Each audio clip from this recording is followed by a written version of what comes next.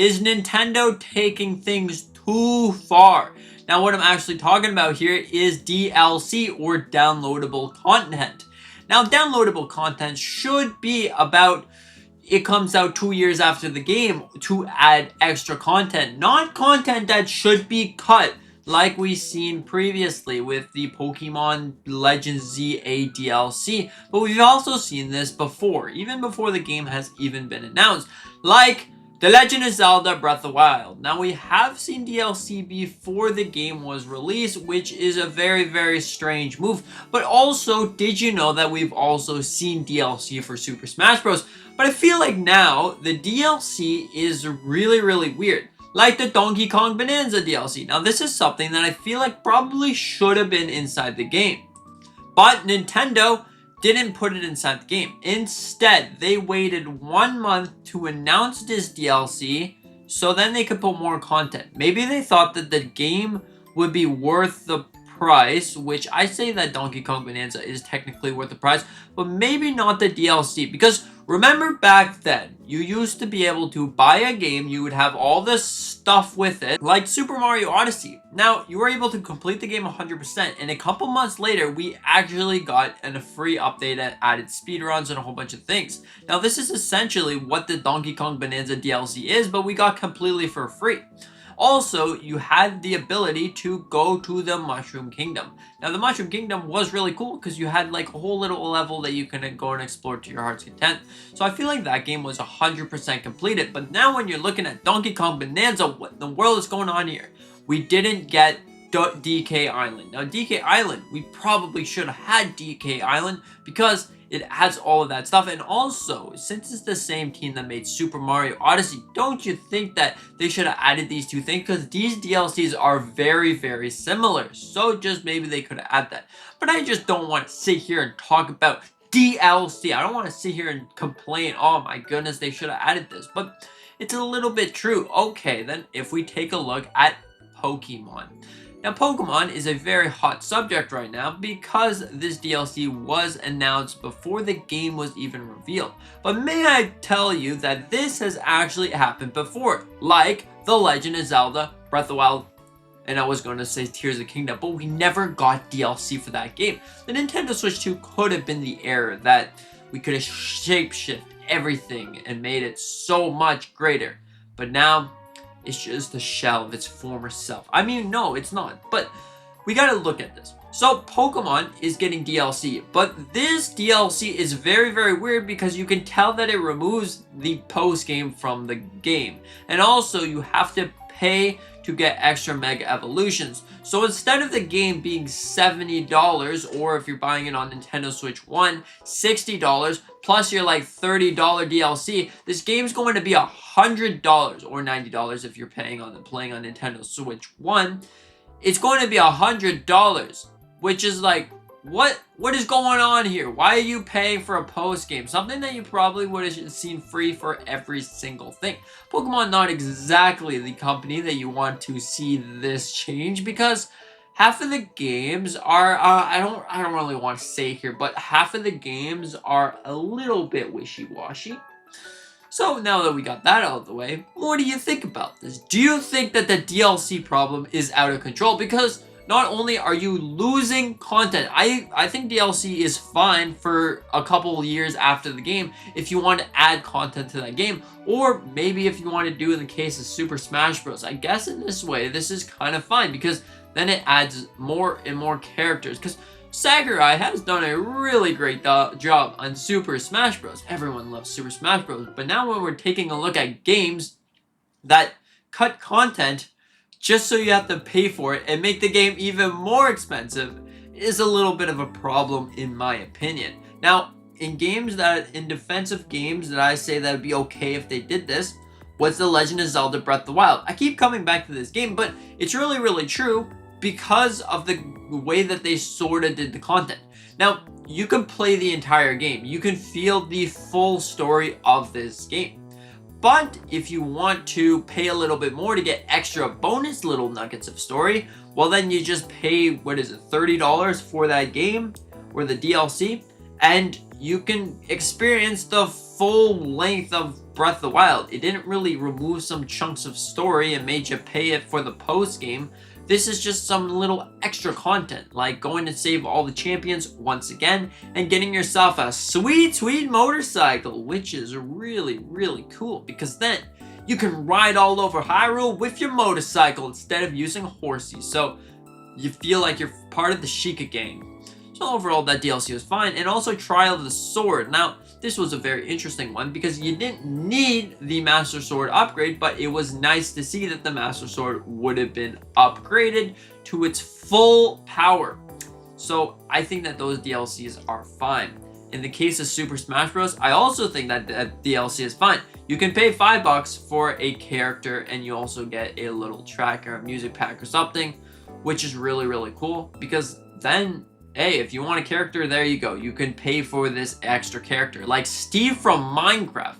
But if you don't want the character, well then you don't need to pay for it. It's completely your option, and overall it's really interesting option. But I don't know, DLC nowadays looks to be taking a little bit of a step backwards, because cutting content is just something that we don't want to go to. If you don't remember the early 2000s, we saw a bunch of cut content, which is like, why would you cut the content? AAA studios were doing this and all of this stuff, which was very strange. I don't think that that was the best way to take their approach into DLC. Nintendo stayed a little bit far back, made sure that everyone was good with their decisions, and now we're seeing DLC. Now, I wonder what other types of DLC we're going to be seeing. Now, we're going to be seeing a whole bunch of different games this year, and a lot of these games have a potential of seeing DLC either in the future, or Nintendo's just going to randomly shadow drop an announcement. Hey, by the way, so if you want to play the post game for this game, base game, not going to have any post game. So once you complete the objective in the game, credits roll, hasta la vista, mon ami. But luckily you can pay $30 for the post game that we purposely removed. You see, you don't really want to see something like that. But if they do something like that, we better see something very great. Now, I think that Kirby Air Riders has a potential of seeing DLC. Now, Sakurai has actually done DLC in the past, like we know Super Smash Bros. So maybe we can get extra Kirby characters or something like this, because Kirby characters are very interesting, and the roster of Kirby Air Riders is really great. So maybe we can be getting even more Kirby characters. You can pay for a little expansion pack, and there you go, you can play as that character that you bought from the little expansion pack for $5 instead of paying a whole lot more for like all of them. Maybe we'll do a little bundle, which will be $30 if you want all of them, but there'll be different characters so you can have fun with different characters, like maybe Galactonite. Yep, that would be interesting. Or maybe we can see the tree from Kirby, the normal tree. What do you call that tree? That cool tree. Anyways, he's playing in the background. But I think that game right there would probably have DLC. Hyrule Warriors has already gotten DLC before, so maybe they're going to add something like DLC that we don't technically know about yet. Maybe we're going to be seeing the connection about this game and another special game, like The Legend of Zelda, the next game. Or maybe we're going to be seeing characters that we didn't exactly think would happen, because Link isn't in the game, unless Link just magically appears with this construct Link, which is a really cool Link, by the way. But overall, I think that DLC has definitely taken a weird approach, because like DLC used to be that fun thing that you were like, oh man, they're adding DLC to my favorite game, let's go. Like, if you look at it, Kirby and the Forgotten Land. Now, do you count the Nintendo Switch 2 editions as DLC? For me, I count them as 100% as DLC, and some Switch 2 editions are very well worth it, like we saw.